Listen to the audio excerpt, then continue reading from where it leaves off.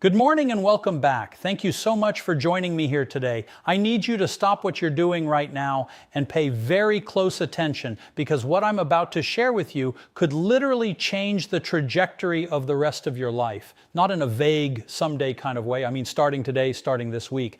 I am Dr. Alan Mandell, where we take the most current science-backed research in longevity and senior health and translate it into something you can actually use. After more than 4 decades working as a physician specializing in geriatric medicine and longevity research, I have sat across from thousands of patients in their 60s, 70s, and 80s, and I have watched them make the same mistakes over and over again.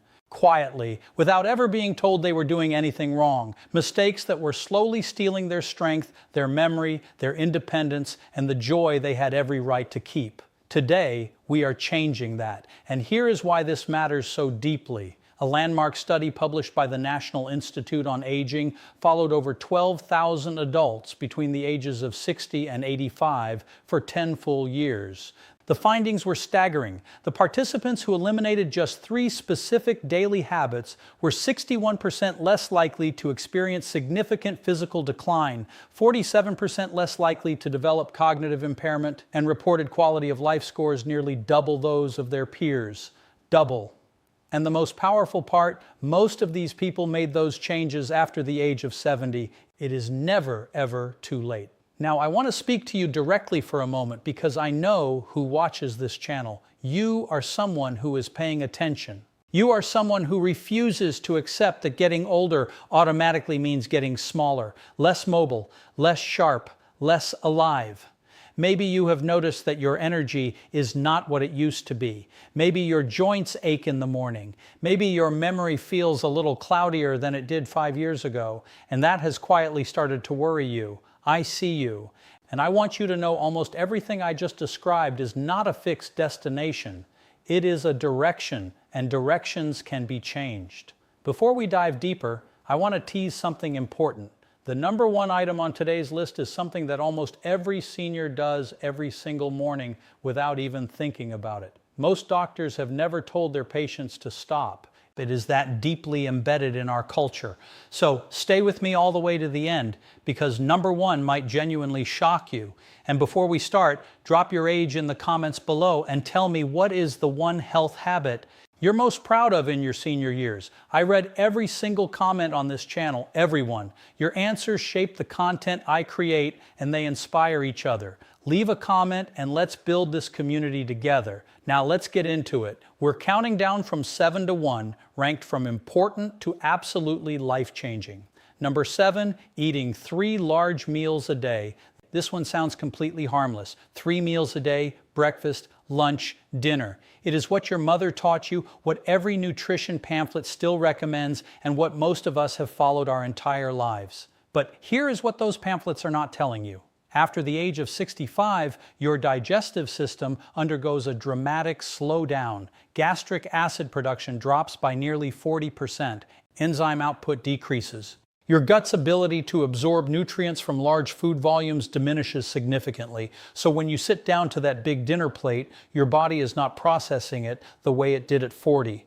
Researchers at the University of Southern California's Longevity Institute found that seniors who shifted to 4 to 5 smaller, nutrient-dense meals spaced evenly throughout the day showed a 34% improvement in protein synthesis and a 28% reduction in systemic inflammation markers within just 12 weeks. Think of your digestive system after 70 like a smaller engine. It doesn't need less fuel.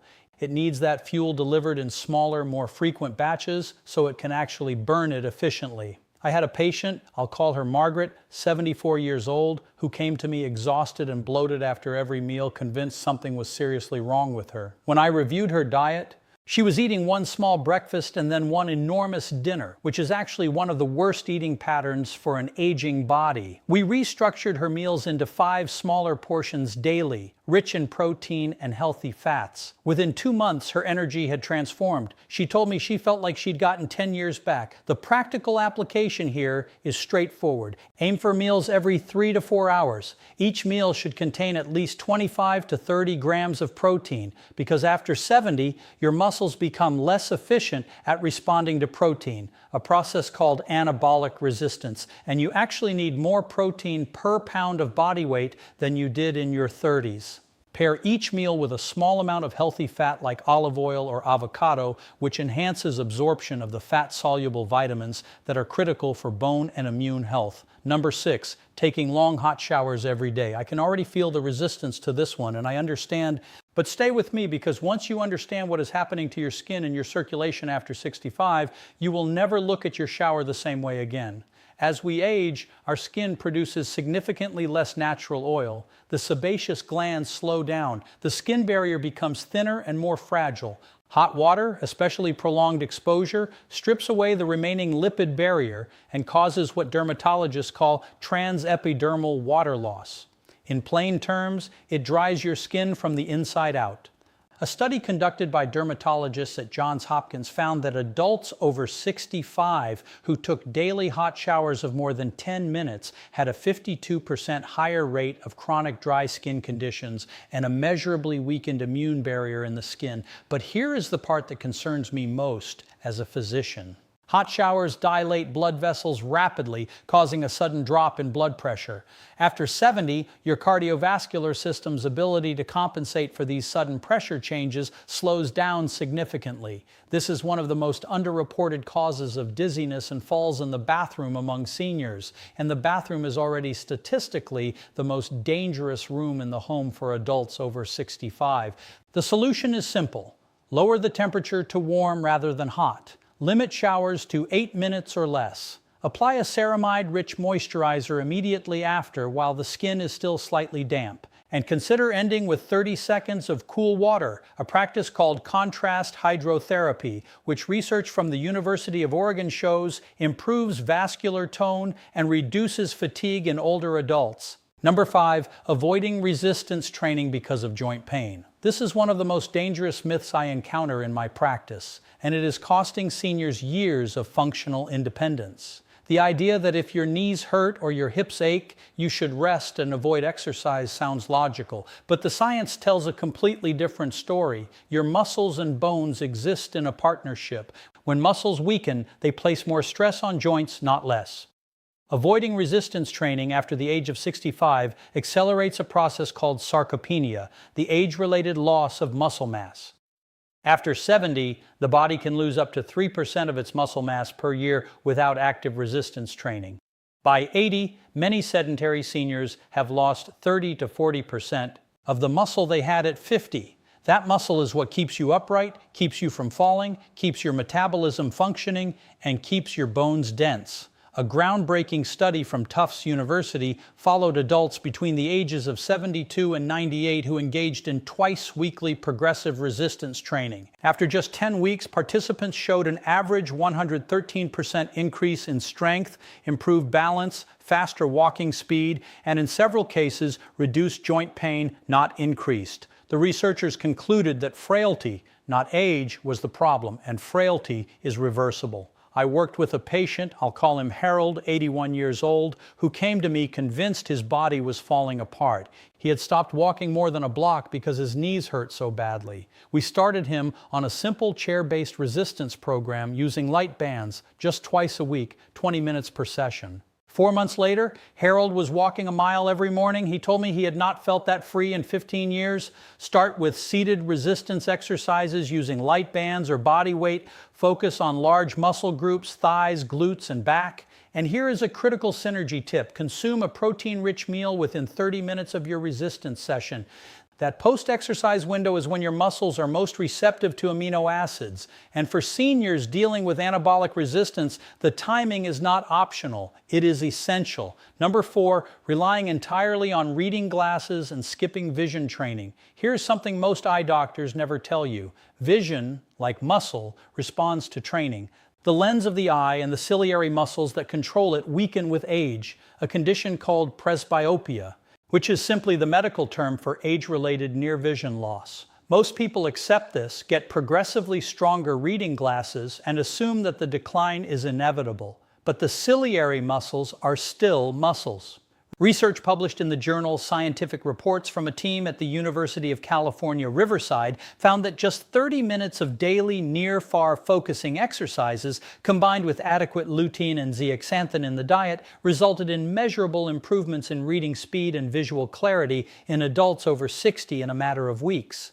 This will not replace your glasses, but it can slow the progression and reduce your dependency over time. Beyond the lens, your brain's visual processing centers also slow with age. After 70, your contrast sensitivity, your ability to distinguish objects from backgrounds in low light, decreases by up to 27%. This is one of the primary reasons falls happen in dimly lit environments. Training your eyes daily, ensuring adequate zinc and vitamin A intake, and optimizing your home lighting are all evidence-based strategies that most seniors are simply never given. If this channel has ever given you information your doctor forgot to mention, please hit the like button right now and subscribe if you haven't already. It genuinely helps us reach more people who need this information, and it costs you absolutely nothing. Number 3, sleeping more than 9 hours or relying on sleep aids regularly. This surprises people because we all know sleep is healing, and it is. But the relationship between sleep and aging is far more nuanced than most realize, and getting it wrong is quietly devastating brain health in millions of seniors. A massive study from Harvard Medical School that followed over 14,000 adults over 8 years found that seniors who regularly slept more than 9 hours per night had a 46% higher risk of cognitive decline compared to those who slept 7 to 8 hours. This is not because sleep is harmful. It is because chronically long sleep is often a symptom of poor sleep quality, not restorative rest. And that poor quality sleep, characterized by fragmented cycles and insufficient deep sleep, fails to clear the metabolic waste products that accumulate in the brain each day. Your brain has a literal cleaning system called the glymphatic system. Think of it as a nighttime sanitation crew that flushes through the brain, removing debris, including the amyloid plaques associated with Alzheimer's disease. But this system only operates effectively during deep sleep and is most active during the first 6 to 7 hours. Spending 9 or 10 hours in bed often means hours of fragmented light sleep that produces none of this critical clearing. As for sleep aids, especially over-the-counter antihistamine-based products containing diphenhydramine, the research is alarming. A study in JAMA Internal Medicine found a significant correlation between regular use of these medications and increased dementia risk. They cross the blood-brain barrier, reduce acetylcholine, the key neurotransmitter for memory, and with repeated use, they can cause lasting changes in brain chemistry. I had a patient, I'll call her Dorothy, 78 years old, who was sleeping 10 hours a night and still waking up exhausted. She had been taking a common sleep aid for 3 years. When we ran cognitive assessments, her scores had been quietly declining. We weaned her off the medication, introduced a strict 7-hour sleep window, added magnesium glycinate before bed, and addressed her sleep environment. Within 4 months, her cognitive scores improved, and she told me the fog she had been living in for years had finally started to lift. If sleep is a struggle, focus on consistent sleep and wake times every single day. Keep your room cool between 65 and 67 Fahrenheit. Avoid screens for 60 minutes before bed. Take 200 to 400 milligrams of magnesium glycinate 30 minutes before sleep, and pair it with chamomile or passion flower tea for a natural synergy that supports GABA, the brain's calming neurotransmitter, without the dangerous side effects. Number 2, drinking less water because you feel less thirsty. This may be the most overlooked health crisis among seniors today, and the reason it is so dangerous is precisely because it is invisible. You do not feel it happening. Here is the biology. As we age, the hypothalamus, the part of the brain that regulates thirst, becomes progressively less sensitive. By the age of 70, most adults have a significantly blunted thirst response, meaning you can be clinically dehydrated and feel completely fine. A study published in the European Journal of Clinical Nutrition found that up to 40% of community-dwelling seniors over 70 are chronically mildly dehydrated and have no idea. Even mild chronic dehydration in seniors is linked to a 30% increase in urinary tract infections, a leading cause of sudden cognitive decline and hospitalization in the elderly. It increases the risk of kidney stones, constipation, and dangerous medication concentration in the blood. Since many common medications are water-soluble and rely on adequate hydration to maintain proper blood levels, research from King's College London found that even 1 to 2% dehydration, too small to feel, reduces short-term memory, concentration, and reaction time in older adults by measurable amounts. The target for most seniors is 6 to 8 cups of water per day, consumed consistently throughout the day rather than all at once. Keep a 32-ounce water bottle visible at all times and commit to finishing it twice by the end of the day. Add a small pinch of Himalayan salt or a sugar-free electrolyte supplement to 1 glass daily to improve cellular absorption. Pair this with hydrating foods such as cucumbers, watermelon, and leafy greens, which provide structured water that absorbs more efficiently than plain water alone. And now the moment I promised you. Number 1. The single thing almost every senior does every morning that is quietly eroding their health, their brain, and their independence. That thing is sitting within 30 minutes of waking up. I know you did not see that coming. Here is what the science shows, and it is genuinely remarkable. The human body has what researchers call a cortisol awakening response. In the first 30 to 45 minutes after waking, cortisol, your primary stress and alertness hormone, surges naturally by 50 to 100% above baseline. This is your body's biological alarm clock. It is preparing your cardiovascular system, your brain, and your muscles for the activity of the day. For seniors, this window is one of the most powerful biological events of the entire day. When you sit down immediately after waking, whether in a chair with your coffee, at the breakfast table, or on the couch with the television, you signal your body that the day's physical demands are already over. Research from the University of Queensland, published in the British Journal of Sports Medicine, analyzed activity patterns of over 5,000 adults over 65 and found that those who were sedentary in the first hour after waking had significantly higher rates of metabolic syndrome, cardiovascular events, and cognitive decline over a 5-year follow-up, independent of how much they exercised later in the day. Cortisol during that morning surge is anti-inflammatory. It suppresses joint stiffness. It clears residual sleep-related inflammation from your tissues and primes your muscles for movement. When you sit still through this window, that cortisol circulates without serving its purpose. And chronically misused cortisol is directly linked to increased visceral fat, bone density loss, and impaired immune function. Additionally, research from Maastricht University showed that light physical activity immediately after waking increased muscle protein synthesis rates throughout the entire day in adults over 65, even when the morning movement was gentle and brief. We are talking about a 10-minute slow walk, light stretching, simple standing exercises, gentle movement that wakes the body the way it was designed to be awakened. I want to tell you about a patient I'll call Robert, 77 years old, retired for 12 years. He had settled into a deeply ingrained routine. Wake up, pour coffee, sit in his recliner, watch the morning news for an hour. He told me he had no energy. His joints ached every morning for the first 2 hours. He felt mentally foggy until early afternoon. His blood work showed elevated inflammatory markers, pre-diabetic glucose levels, and low testosterone for his age. We made one change, just one. For 21 days, Robert committed to a 10-minute walk outside within 15 minutes of waking. Before the coffee, before the chair, before the television. Then he came back, had breakfast, had his coffee, and did whatever he wanted. Within 3 weeks, he called my office, and I will never forget what he said. He said, "Dr. Mandell, I feel like someone turned a light back on inside me. His morning joint stiffness had reduced dramatically. His midday energy had improved. His fasting glucose had dropped. One change, 10 minutes, 21 days. The synergy here is natural light. The moment you step outside or stand at a bright window during that morning movement, you trigger a serotonin release timed perfectly with the cortisol awakening response."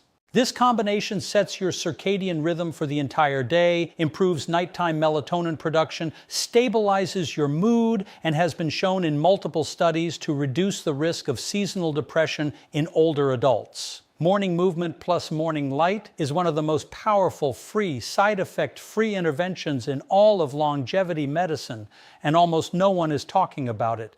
All references for the studies mentioned today are linked in the description below, and I encourage you to read them. Now let me bring this home for you, because this is not just about biology and statistics. This is about your life. This is about whether you spend the next decade watching it happen from a chair, or whether you are present, capable, independent, and genuinely alive in every room you walk into. I have watched patients in their late 80s reverse conditions their previous doctors had told them were permanent. I have watched people who could barely walk across a parking lot become daily walkers within months. I have watched cognitive clarity return to people who had begun to feel afraid of their own minds. And in every single case, the turning point was not a medication, not a surgery, not a miracle. It was information. The right information applied consistently. You have that information now. 7 changes that cost nothing, require no prescription, and can begin today. Your body is not betraying you. It is responding to the inputs it is given. Change the inputs, and you will be amazed at what this incredible human body of yours still has the capacity to do. If this message connected with you, please share it with a loved one who needs it. Hit like, subscribe if you're not already, and turn on notifications so we can keep delivering practical, root cause solutions every week designed specifically for adults who refuse to let age define their limits. Because decline is not inevitable. Vitality is a choice we make daily with knowledge and action. You've got an incredible machine in your body. Treat it with these principles. Stay consistent and watch what happens. Thank you for spending this time with me. Drop those comments. I genuinely read them and appreciate your engagement. Let's keep building this community of empowered, motivated individuals choosing to live fully at every stage of life. Dr. Alan Mandell here, wishing you strength, clarity, and joy in the days ahead. Stay moving, stay positive, and remember, small, consistent changes create massive long-term results. You've got this. I'll see you in the next one.